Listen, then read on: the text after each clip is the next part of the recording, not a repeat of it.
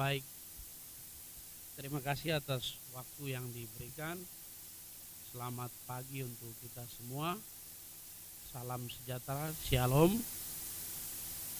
Ya, saya sendiri Dominikus Buliba Gepse. Saya lahir 43 tahun yang lalu di Kampung Hilwayap, tempat lahirnya Ibu Elma. Ya, kemarin Ibu Elma ada bilang, ya, yang sekarang Kampung Wanam itu baru, kampung lamanya yang Hilwayap. Ya, eh,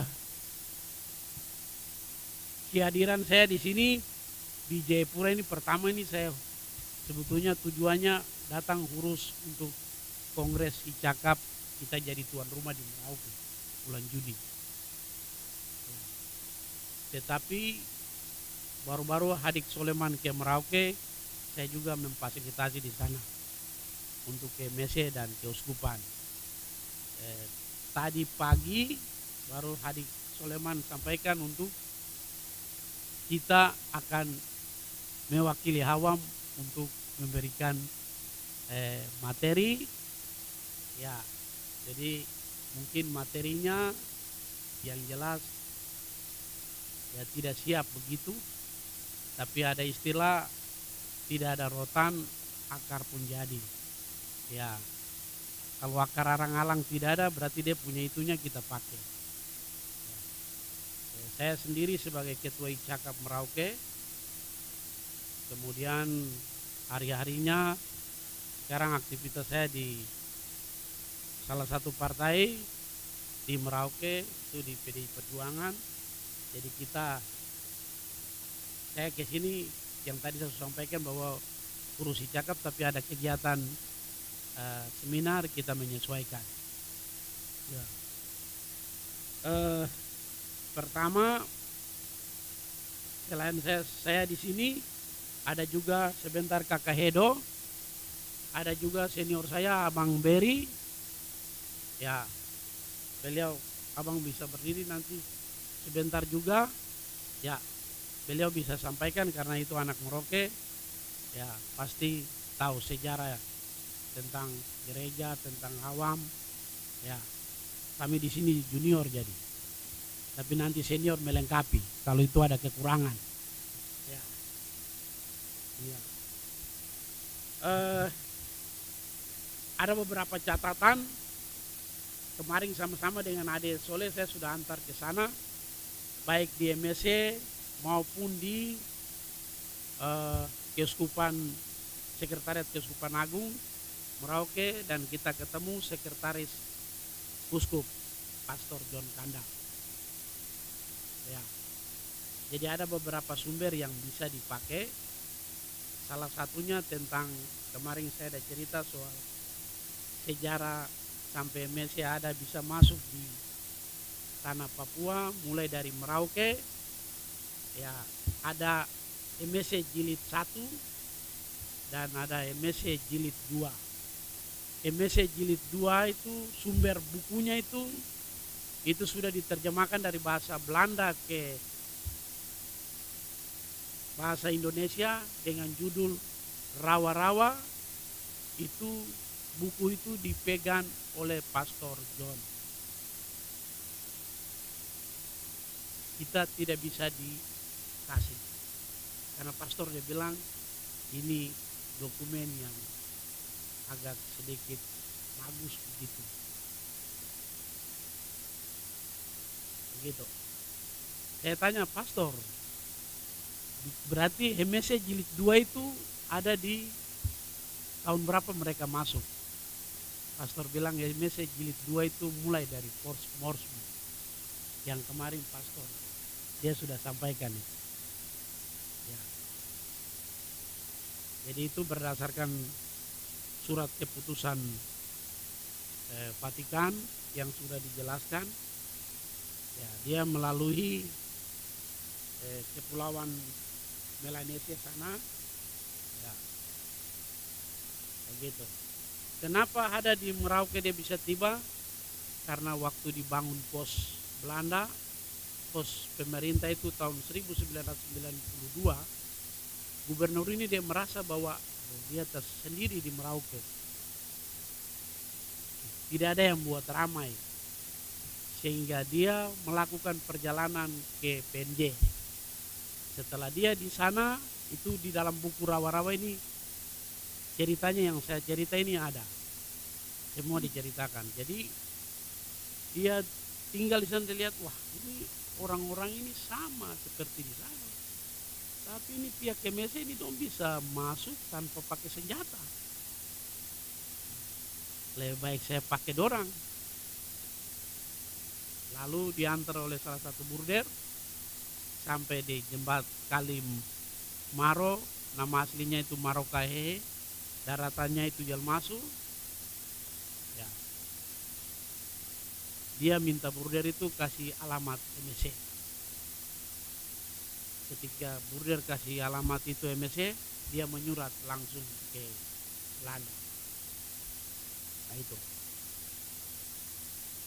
Dari Tual atau dari Langgur itu pernah diutus salah satu pastor untuk ke Okaba. Itu dari Syarikat Yesus. Tapi dia cuma menulis saja.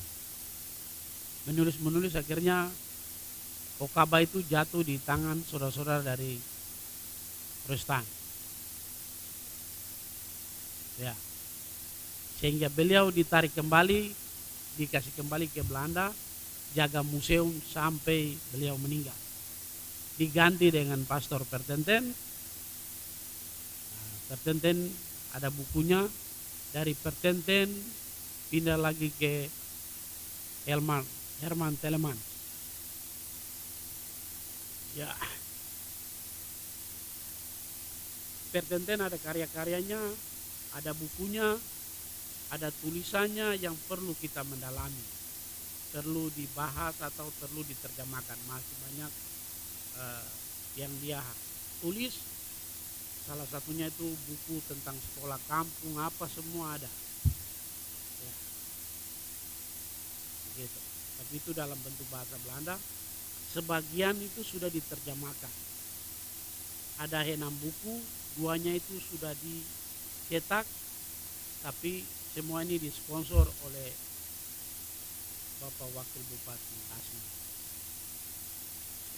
Jadi layaknya kalau beliau kemarin ada waktu untuk dia bisa memberikan materi, ada waktu untuk hadir, saya pikir mungkin dokumen itu semua bisa keluar. Karena dokumennya ini mahal. Jadi itu diterjemahkan dari bahasa Belanda ke bahasa Indonesia. Bahkan beliau membiayai salah satu anak ada di Belanda, S2 bahasa Belanda, tapi tugas dia setiap hari Sabtu dia harus ke pusat MSC di Belanda. Ya. Jadi saya juga tidak bisa bawa dokumen, ada kasih ke adik Soleman, karena ini ada kelompok kerja. Ada Abang Hari Wursok di Merauke, ada Abang Hari Cahyadi. Ini 3 orang ini dorang harus duduk baru. Ya. Begitu. Dari Pertenten cuma di wilayah selatan. Kembali ke Uskup Herman Telemann, itu dia menyusuri. Mulai masuk ke daerah gunung melalui Mimika.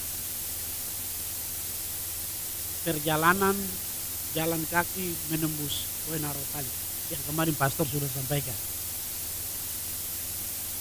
Setelah itu dari Wenarotali tembak jalan kaki lagi masuk Lembah Baliem. Sampai di Lembah Baliem Perang Dunia Ketiga, ketika beliau sudah pulang kembali ke Merauke, Perang Dunia Kedua itu terjadi. Hiroshima dan bom Nagasaki terjadi. Tapi di Lembah Baliem yang Uskup Herman Telemann bawa pasukan ini, guru-guru ke ini, bapak-bapak dorang ini, guru-guru ketiga, mereka baku angkat dengan Black Brother, salah satu anggota mereka, Bapak Yopi, dia punya bapak. Ya, jadi Bapak Ibu itu dalam tulisan sejarah itu ya bapak-bapak guru ke yang KTK sini mereka baku hantam dengan fisik maupun ilmu juga dengan bapak-bapak dari Ambon. Salah satunya Black Brothers punya bapak, Pak Yopi. Ya, itu dalam buku Pertenten itu Pak Herman Uskup Herman Telmans itu bukunya itu ada.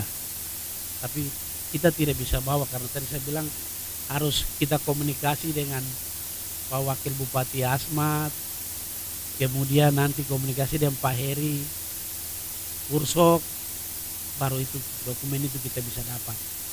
Ya. Jadi penyebaran agama Katolik itu ya memang itu menyampaikan kabar gembira, tapi di situ mereka beradu fisik juga, secara kita bisa lihat dengan kasat mata, ilmu juga bertarung. Ya, guru-guru, bapak-bapak guru-guru Kei dengan Ambon. Dan itu terjadi di Lembah Balian. Setelah itu balik, Perang Dunia Kedua itu terjadi, sehingga proses itu untuk menguasai daerah gunung itu terhenti di situ.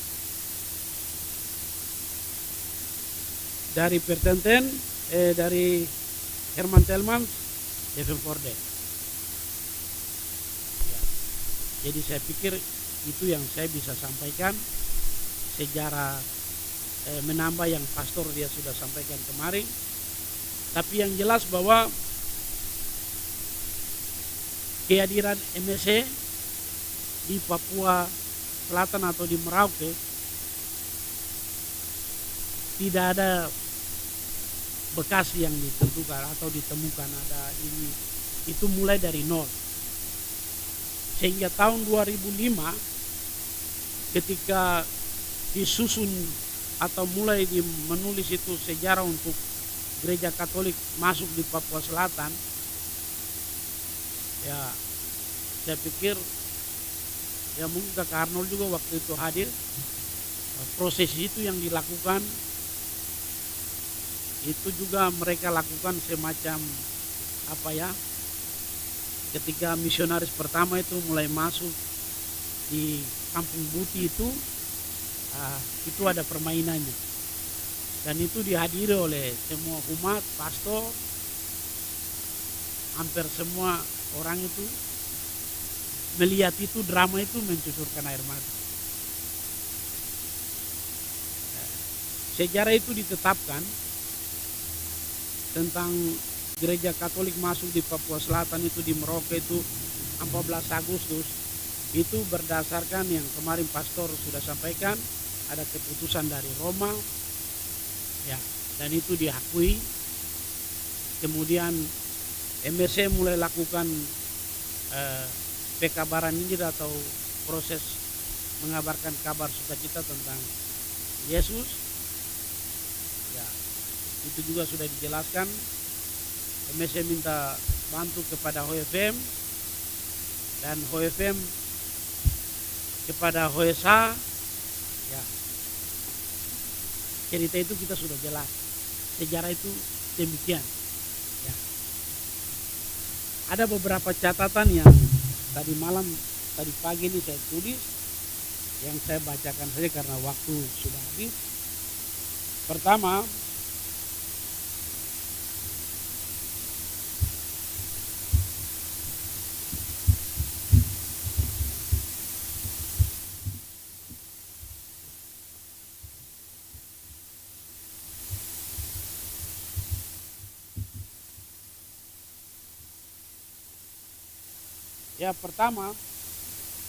dalam catatan saya ini saya ada tulis begini.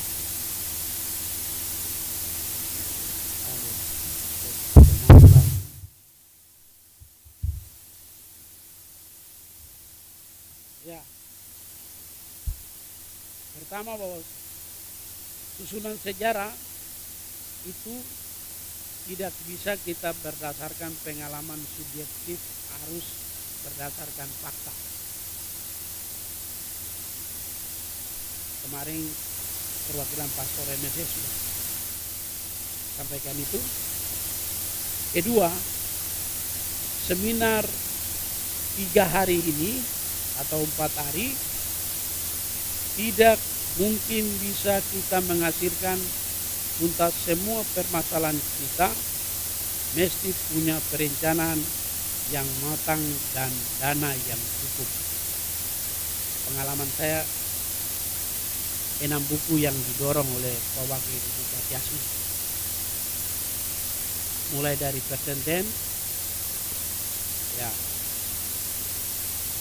kemudian ada Herman Telman, ya, pengalaman itu. Ketiga, dalam seminar ini kita tidak bisa bertindak sebagai tukang potret yang hanya mengamati tanpa keluar saja. Kita mesti masuk lebih dalam dan kajian akademis ilmiah dari sejumlah dokumen-dokumen yang ada pada semua ordo, tarekat atau kongregasi di Papua.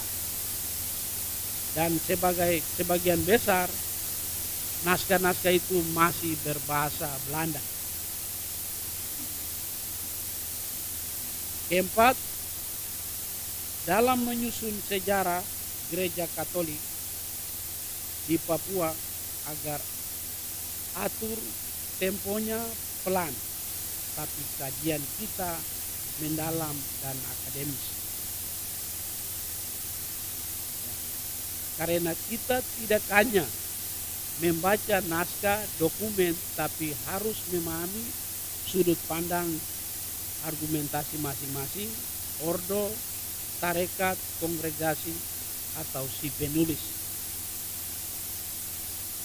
Kelima, pada tahun 1921 MGRJ Ats menerima Pater Petrus Pertenten MSC untuk segera mempersiapkan baptisan pertama di Merauke dengan MGRJ Ats datang ke Merauke. Keenam, informasi sejarah penting, tapi pertanyaannya adalah apa referensi yang historisnya untuk sekarang ini.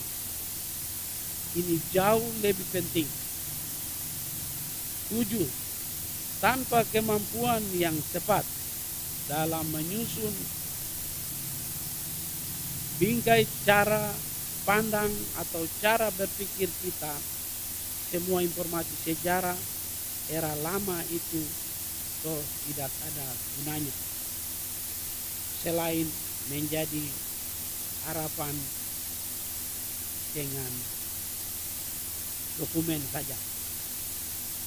Terakhir, pesan saya bahwa sejarah ini kita gali bisa membawa kita bagus, bisa menjadi dasar untuk pengembangan SDM.